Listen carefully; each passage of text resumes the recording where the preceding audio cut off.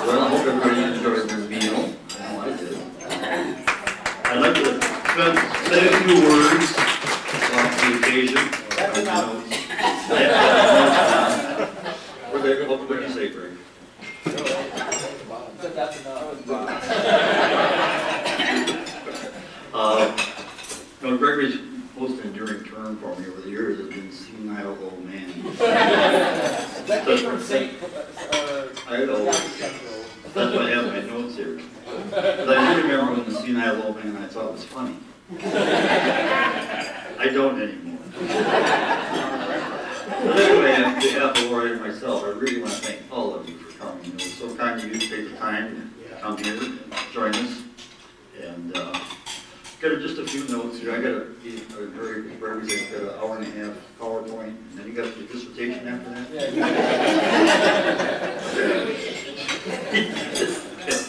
Yeah. No, I just wanted to bring you up to date as how we got here. Over the years, Gregory, of course, he went to high school, Catholic Central, graduated in '89, went on to Michigan State from there, where he graduated in 1995 with a dual major of computer engineering and electrical engineering.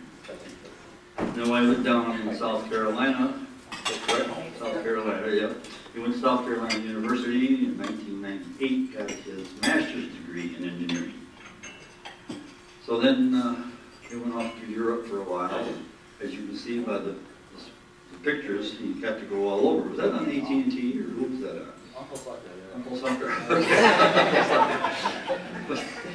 But anyway, I think it was during his first year of his going through the PhD program, and I asked him, where did all this come from? What was the impetus? Because at that time we had 2 MDs in our extended family and a PhD, so I thought sure that was it.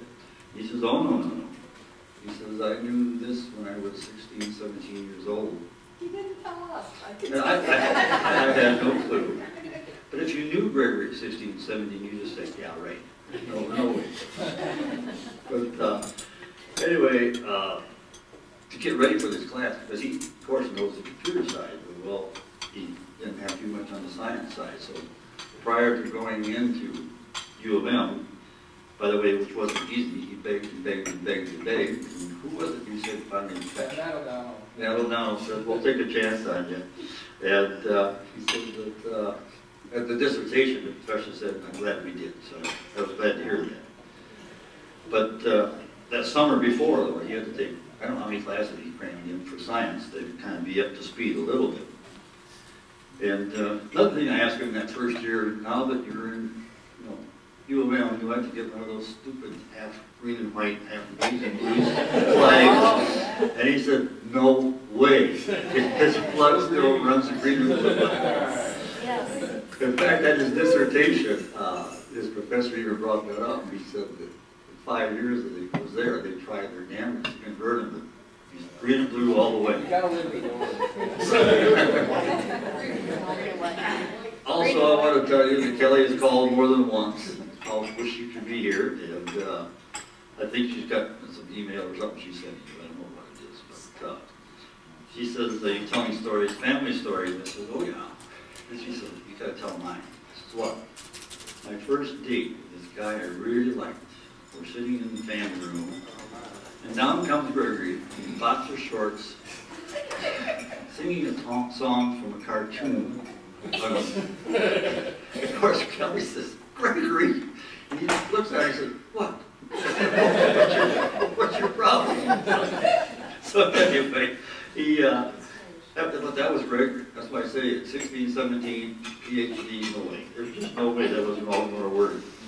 I had a couple stories, but I'll just tell one. This was at the Gage House. I don't know if most of you know I had a student rental up there for the kids.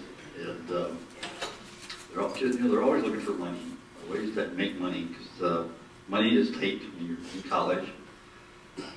So he and his buddies came up with this great idea. Of course, the amber fluid was always the drink of choice. And so they got this old refrigerator and put a spigot inside and a keg and all that. And it's a great plan. Everybody that gets a drink out, you put 50 cents in, or 30 cents, whatever it was at the time. And they figured it out. that they would have enough money at the end of the cake that you almost buy 2 cakes. Well, one thing that we didn't take into consideration, the house was hardly ever locked, and only about 30 of your closest friends knew about this and this honor system. So anyway, when he got done, I think they had $3.30. So that didn't work too well. Another way he raised money for himself was have spaghetti dinners up at the house. And I have to be the dumbest parent in the world. I called on, because he did it on Saturday night. I called on a Saturday night just to see how this particular spaghetti dinner was going. Saturday night, college. What am I thinking? I'm calling my college house. Anyway, some girl answers the phone and screams at me, "I don't know who you are, but you'll have to call back after the band leaves." So, I thought, right away I'm thinking, how much drywall got ruined, whatever. But anyway, that's about all I had to say. I want to thank you so much for showing up tonight. And I know I'm going to be in trouble for this because he says, no, I don't want that. But here's Dr. Greg.